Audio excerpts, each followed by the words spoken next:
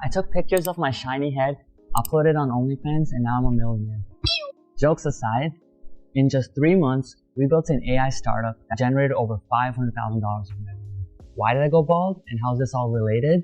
And there's some bad parts too, right? We almost got sued by which is why I cannot disclose the name of the company. And we got threatened by a $1 billion company, which I definitely don't want to disclose their name.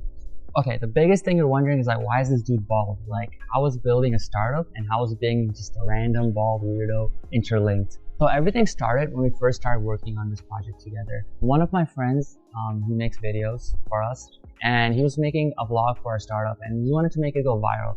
So he was like, what if you went bald? And that was the hook of the video. And I'm like, I like money, but I don't know about going bald.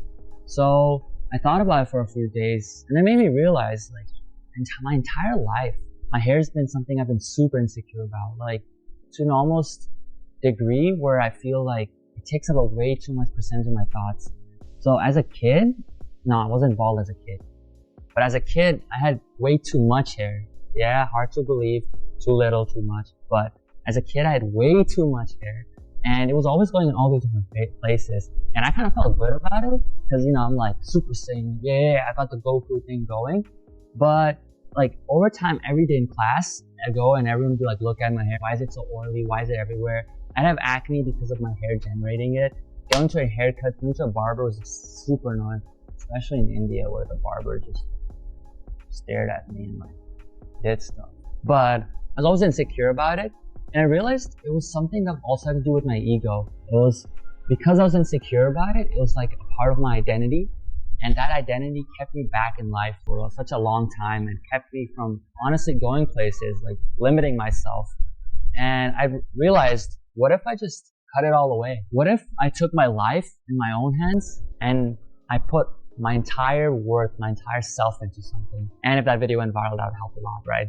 Oh, and the other reason, so I'm a big like monk mode guy, like Iman Ghazi and like the way it's all portrayed. I'm a Hindu, Buddhism, you know, all that.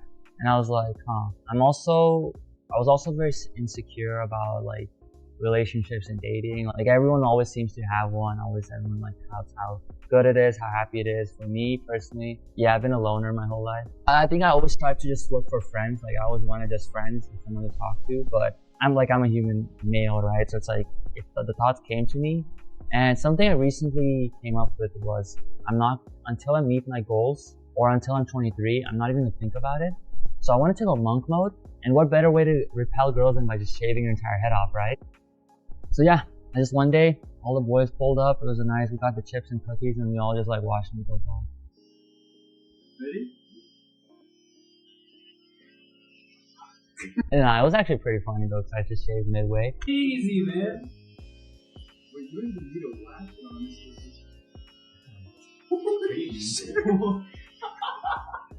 Not gonna lie, I thought people's first reaction would be, oh my god, this guy's bald. Look at him. He's bald. He's freaking bald. Oh my god! That's from my perspective, right? Because I changed so much, but from their life, it's like, oh, this one dude that I see a few times during the week does not have hair on top of his head anymore. So what?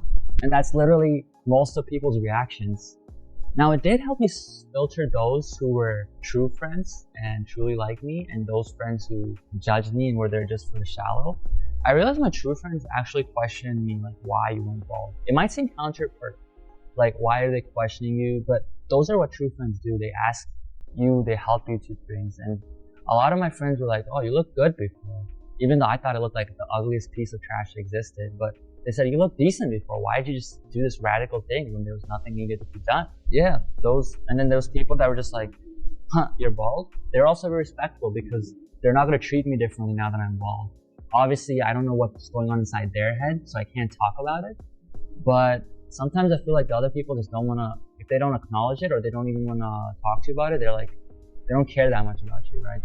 There's no skin in the game, there's no investment in their heart, which is a good thing, right? For some people you want that, but if you thought they were a friend and they didn't care, or they just treated us negatively, that's the worst in life, right? After I went bald, I did notice some people like had that like negative skeptical look. They stopped talking to you as much, they're not as friendly to you anymore. I think it happens especially in social communities, right? At university, everyone has this clique group, this niche, And anyone that's like an outcast, that looks weird, that's different, that looks like a 40-year-old at 20 years old, you want to avoid that person because then you're going to be associated with him and he doesn't have that big of a social standing. So stuff like that, those types of people, just like I cut my hair, I cut them off. Oh, and the other thing I realized, I used to do that too, which was hard to face because I always want to think of myself as a perfect being. But I realized if someone did something strange, someone's a weirdo, I'd also have, because I'm caring about how I achieve success in life, and social standing and social influence is one way to do so,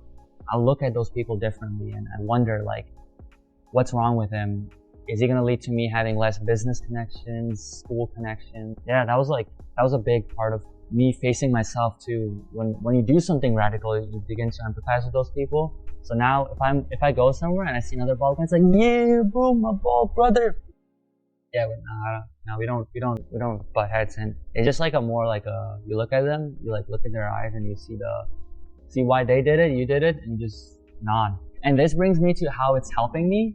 Man, this is gonna sound too good to be true, like I'm overhyping it, but you have to keep in mind, this was my biggest insecurity. Like, I was so upset about it constantly. Like, I'd be looking in the mirror, I'd be thinking about it even if I'm not looking at it. And the moment I got rid of it, at first it was like, oh, I wonder how people are perceiving me. But then I realized it's also a good filter. So I believe in what's meant to be is meant to be. For things outside my control, for things in my control, I go all in on, I do my best. But for things outside my control, how someone perceives me, that's all up to judge me by not having hair. If there's someone who's gonna look at me and think, dude, this guy is weirdo, this guy's a loser, this guy is like trash, which is some of the things I would, even though they wouldn't think that, I would think that they're thinking that and leading to negativity. But now that I don't have to worry about all that, I'm just like, okay, if they react positively, they're talking to me, they hear me, they listen to me, that means they're nice, they're positive. I don't have to do much more than that. And it got rid of so much of my overthinking, which led to removing my fears, my insecurities. And I hope to stay true to not dating or relationships until I'm 23. But if if I ever meet someone like, damn, I gotta talk to them, like, now I know that, okay, if I do it with my bald head and they still talk back to me, I don't have to worry about them just liking me for my money or for something else, you know? I don't have anything. So. Alright, all that backstory and all that ranting aside, money, how does this relate to the startup? Well, I realized when you work on a startup, you're going up against so many problems. You're starting from ground zero in a world where billion-dollar companies dominate, where people are reluctant to use anything new, where getting someone to use your tool takes hours of work on their end to just learn how to use it. It's just like, if you build something, even if it solves all their problems, which I think we did for a certain market, I'm not going to mention. There's just so many things barriers against, like, how do they even find out about you, right? How do your videos, like, how do you get all that to work together? And because of it's kind of interesting, there's so many possibilities ahead of you, but because there's so many possibilities, you don't feel like doing anything. It's like that paradox where there's so many choices, and because of all those choices, you don't want to do it. But despite all that, my dream is startups. My dream is to build something big and then do bigger things after that. And it's not just for the money, it's for what I want to do with the money and how I'm gonna make that money helping people. All the better. That's my ideal. So I felt like my hair, again, sorry, a little startup rant, but I felt like my hair was something that it shouldn't be holding me back, but I was using it as an excuse because of my insecurities in a very weird way. So let me explain. A lot of times, I didn't fear the fear of failure, or like, I'm gonna get rejected, my company's not gonna succeed, my app is no one's gonna like it. It was the fear of, I'm gonna go all in, I'm gonna put my entire best self in, even more than that. And if it still does not get any downloads, views, like, am I a loser?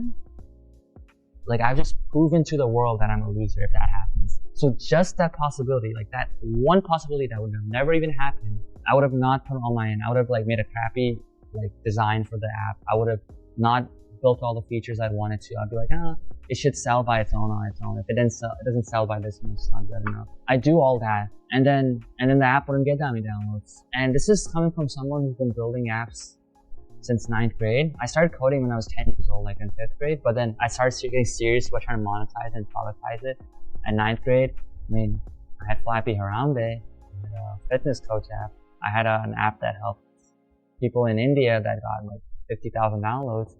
But there was something crazy success, because I was always afraid of going fully past it. And I don't want to sound like a weeb, but after I watched Black Clover, and like the way He just believes he's gonna be the Wizard King. And I wanna see what happens. I did it, and now I'm here. I'm in LA right now.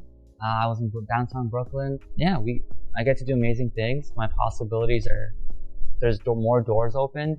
And because I've built something, now I can go and meet cool people that I once thought like I just like looked up to. Like they're just right there for me to meet, rather than some kind of dream and some kind of world where I just somehow be magically handed that. That's something I've myself done and got to. And this crazy feeling, it all started with shaving my head. Actually, that's an over exaggeration. I mean, it was one of the big factors that helped me fully night day work on it without even fearing. I did not even care like if anyone's going to use it. I just wanted to build the best product that would help people, and I just did my part. My co-founders worked on the other part, and we're here. So yeah, that's how shaving my head kind of made me that much money. But more than the money, it's what it unlocked for me.